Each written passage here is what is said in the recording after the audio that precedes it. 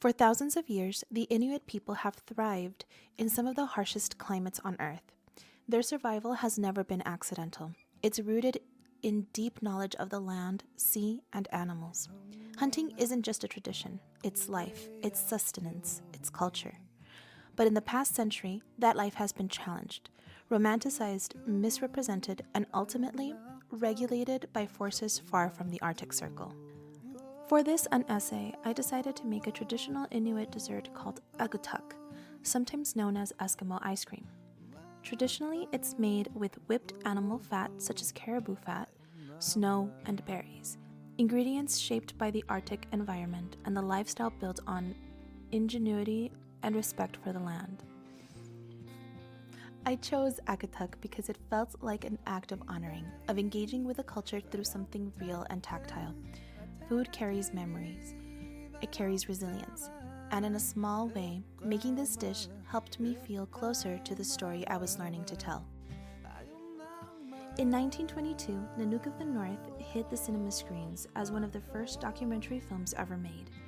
Directed by Robert Flaherty, it followed an Inuit man and his family showcasing what seemed like authentic survival in the North. But much of what we see was staged. Flaherty had Inuit actors use outdated tools and reenact hunting scenes for the camera. It wasn't reality, it was performance. As scholar Fatima Tobing Roney later wrote, these romantic ethnographies were like taxidermy. They froze indigenous people in time, presenting them as noble, primitive, and doomed to disappear. This myth of the vanishing native made it easier for Western societies to impose laws and moral judgments, especially about hunting.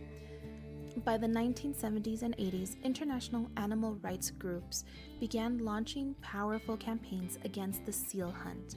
Images of baby seals, wide-eyed and covered in white fur, flooded television screens across Europe and North America. The world reacted with outrage. Seal hunting was condemned as cruel and barbaric, but the Inuit were never asked to speak. In Angry Inuk, filmmaker Alethea Arnikuk-Baril tells the story that was missing for so long, her own, the story of a people whose survival depends on the very practices being condemned. For Inuit communities, seal hunting is not a sport. It's a sacred, sustainable way to feed families, share resources, and stay connected to culture. But because of international bans on seal products, Inuit hunters have lost their livelihoods and their access to affordable, nutritious food. What replaces traditional food? Overpriced, ultra-processed goods flown in from the south. A head of lettuce can cost over $10, a frozen pizza, $20. Nutrition suffers, so does mental health, and once again, the voices of Inuit people are drowned out by Southern outrage. Government hunting laws designed without Inuit input restrict access to traditional hunting grounds. Quotas are imposed, cultural knowledge is dismissed, all in the name of protection that rarely protects the people who need it most. What Inuit communities are asking isn't charity, it's sovereignty. The right to hunt, the right to eat, the right to tell their own stories. It's time the world stops seeing them as relics of the past and start listening to them in the present. Inuit lives are not to be romanticized or regulated out of existence. They are to be respected.